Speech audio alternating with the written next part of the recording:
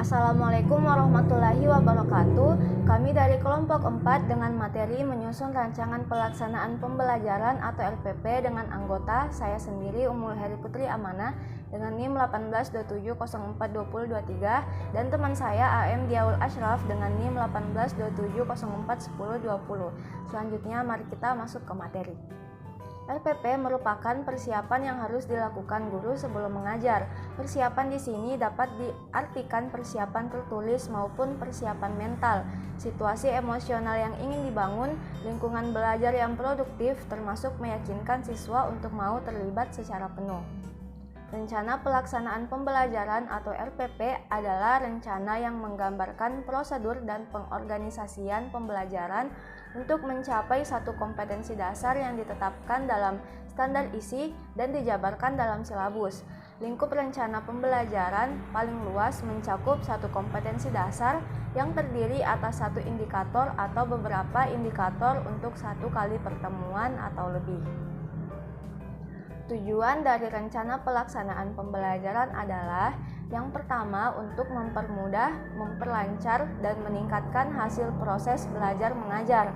Yang kedua, dengan menyusun rencana pembelajaran secara profesional, sistematis, dan berdaya guna, maka guru akan mampu melihat, mengamati, menganalisis, dan memprediksi program pembelajaran sebagai kerangka kerja yang logis dan terencana. Kemudian ada fungsi rencana pembelajaran, yaitu sebagai acuan bagi guru untuk melaksanakan kegiatan belajar mengajar, agar lebih terarah dan berjalan secara efektif dan efisien. Kemudian ada unsur-unsur dalam RPP. Yang pertama yaitu identitas mata pelajaran, diantaranya nama mata pelajaran, kelas, semester, dan waktu atau banyaknya jam pertemuan yang dialokasikan. Yang kedua, kompetensi dasar dan indikator-indikator yang hendak dicapai. Yang ketiga, materi pokok beserta uraiannya yang perlu dipelajari siswa dalam rangka mencapai kompetensi dasar dan indikator. Selanjutnya ada kegiatan pembelajaran. Kegiatan pembelajaran secara konkret yang harus dilakukan siswa dalam berinteraksi dengan materi pembelajaran dan sumber belajar untuk menguasai kompetensi dasar dan indikator. Kemudian ada alat dan media yang digunakan untuk memperlancar pencapaian kompetensi dasar, serta sumber bahan yang digunakan dalam kegiatan pembelajaran sesuai dengan kompetensi dasar yang harus dikuasai. Selanjutnya ada penilaian dan tindak lanjut. Prosedur dan instrumen yang akan digunakan untuk menilai pencapaian belajar siswa secara tindak lanjut hasil penilaian. Selanjutnya materi akan dibawakan oleh teman saya. Sekian dan terima kasih. Assalamualaikum warahmatullahi wabarakatuh. Saya Diaul Ashraf akan melanjutkan penjelasan dari saudari Ummul Heri Putri, yaitu komponen penyusun RPP. Komponen-komponen rencana pelaksanaan pembelajaran atau disebut RPP. Menurut Permendiknas tahun 41 tahun 2007 tentang standar proses terdiri dari 1. Identitas mata pelajaran meliputi satuan pendidikan, kelas, semester, program-program keahlian, mata pelajaran, tema pelajaran, dan jumlah pertemuan. Kedua, standar kompetensi. Standar kompetensi merupakan kualifikasi kemampuan minimal peserta didik yang menggambarkan penguasaan pengetahuan, sikap, dan keterampilan yang diharapkan dicapai pada setiap kelas dan atau setiap semester pada suatu mata pelajaran. Yang ketiga, kompetensi dasar.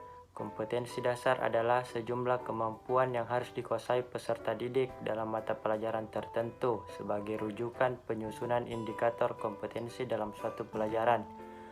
Yang keempat, indikator pencapaian kompetensi. Indikator kompetensi adalah perilaku yang dapat diukur dan diobservasi untuk menunjukkan ketercapaian kompetensi dasar tertentu yang menjadi acuan penilaian mata pelajaran. Kelima, tujuan pembelajaran. Tujuan pembelajaran menggambarkan proses dan hasil belajar yang diharapkan dicapai oleh peserta didik sesuai dengan kompetensi dasar. Yang keenam, materi ajar. Materi ajar memuat fakta, konsep, prinsip, dan prosedur relevan dan ditulis dalam bentuk butir-butir sesuai dengan rumusan indikator pencapaian kompetensi. Ketujuh, alokasi waktu. Alokasi waktu ditentukan sesuai dengan keperluan untuk pencapaian KD dan beban belajar. 8. Metode pembelajaran. Metode pembelajaran digunakan oleh guru untuk mewujudkan suasana belajar dan proses pembelajaran agar pembelajaran peserta didik mencapai kompetensi dasar atau seperangkat indikator yang telah ditetapkan. Pemilihan metode pembelajaran disesuaikan dengan situasi dan kondisi peserta didik, serta karakteristik dari setiap indikator dan kompetensi yang hendak dicapai pada setiap indikator, dan kompetensi yang hendak dicapai pada setiap mata pelajaran. Adapun kegiatan pembelajaran yaitu pendahuluan. Pendahuluan merupakan kegiatan awal dalam suatu pertemuan pembelajaran yang ditunjukkan untuk membangkitkan motivasi dan memfokuskan perhatian peserta didik untuk berpartisipasi aktif dalam proses pembelajaran. Kedua, kegiatan inti. Kegiatan inti merupakan proses pembelajaran untuk mencapai KD. Kegiatan pembelajaran dilakukan secara interaktif, inspiratif, menyenangkan, menantang, memotivasi peserta didik untuk berpartisipasi aktif. Ketiga, penutup. Penutup merupakan kegiatan yang dilakukan untuk mengakhiri aktivitas pembelajaran yang dapat dilakukan dalam bentuk rangkuman atau kesimpulan penilaian. Selanjutnya, langkah-langkah penyusun RPP. Mengisi kolom identitas, menentukan alokasi waktu yang dibutuhkan untuk pertemuan yang telah ditetapkan, menentukan SK, KD, dan indikator yang akan digunakan yang terdapat pada silabus yang telah disusun, merumuskan tujuan pembelajaran berdasarkan SK, KD, indikator yang telah ditetapkan, mengidentifikasi materi ajar berdasarkan materi pokok pembelajaran yang terdapat dalam silabus. Materi ajar merupakan uraian dari materi pokok pembelajaran. Menentukan metode pembelajaran yang akan digunakan, merumuskan langkah-langkah pembelajaran yang terdiri dari kegiatan awal, inti, dan akhir. Menentukan alat dan bahan, sumber belajar yang digunakan, menyusun kriteria penilaian lembar pengamatan, contoh soal, teknik persikoran, dan lain-lain. Itulah penjelasan dari kelompok kami. Cukup sekian dan terima kasih.